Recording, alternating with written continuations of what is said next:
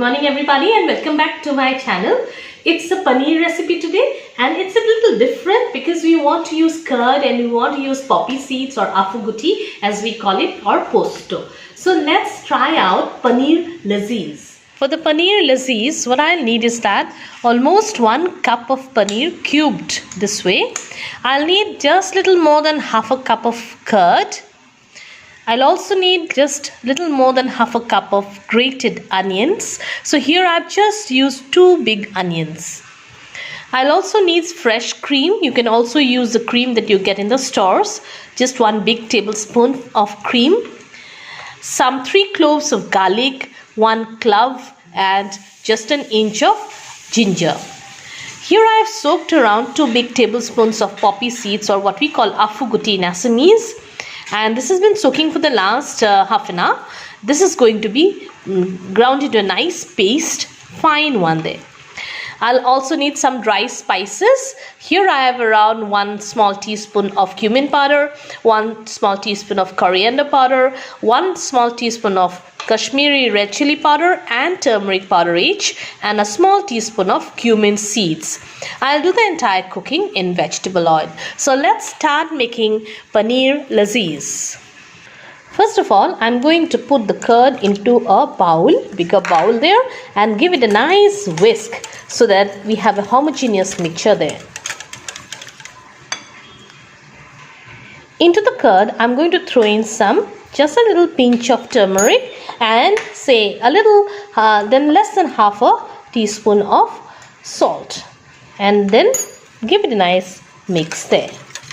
And into this curd mixture, I'm going to drop in the pieces of paneer and let it be marinating for quite some time, say 10 to 15 minutes. So now I'm putting in the paneer pieces there and very gently try to mix them in the curd mixture. So let it be marinating. Look at that beautiful white and the light yellow at the background. And this is what makes it so lovely to the eyes. And I hope this will be as lovely to eat as well. So let it be marinating for 10-15 minutes. In the meantime, the posto, or what we call afughutti or the poppy seeds, they need to be ground into a nice paste there, along with these 3 ingredients, the clove and the cloves of garlic, and of course the piece of ginger. You may add in a little chili if you want, a small chili. So this is how the paste looks now, and now let's get about the entire recipe. First thing, I've already heated up a pan, and this is now going first into the pan. So my pan is heated up, and now with around 1.5 tablespoons of vegetable oil, I'm now throwing in the onions.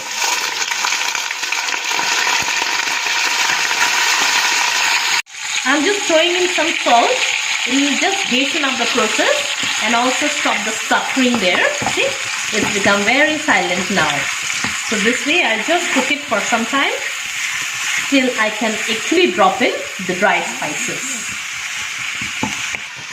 Now I'm going to drop in all the dry spices along with the cumin seeds. Just trying to give it a nice mix there, and we'll cook on continuously stirring till all the oil separates from the masala. So this will take me around 2-3 minutes, but on high heat I'm continuing to stir it. So after some time, when it's half cooked, I'm putting in the masala paste. Give it a nice mix again and just give some water, otherwise it might stick onto the bottom. Just a little bit of water. Alright, so half a cup of water that I put in, and I just let it properly cook up now, the masala and the mixture of the onion there. So this will, again continuously I'm going to stir in on full flame.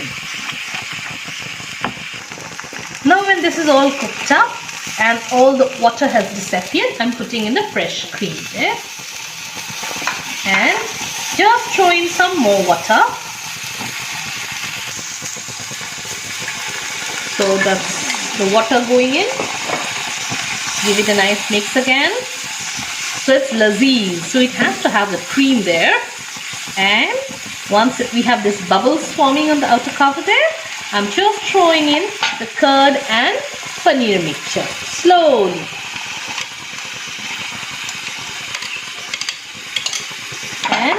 Try to mix gently. Reduce the heat a bit, otherwise the dahi will break up. And this is actually done. Now we'll just cook for 2 more minutes. So increase the heat now and cook for 2 more minutes. We have to check in for the salt and just add in a few grains of granules of sugar for that exquisite touch there. So a few grains of sugar will make all the difference in the story. Next thing we do, just try and mix up the entire things very softly. When this is almost done, just throw in a small teaspoon of desi ghee, and that will end the entire story beautifully and make your paneer lazeez. Really lazeez, I guess. So that is done. Now we can do is just serve it out. I hope you like this recipe of mine. This is paneer lazeez. It took me around 15 minutes to make it, and it came out so yummy and delicious. I hope you give it a like and a thumbs up and subscribe to my channel if you haven't. Thank you so much for watching.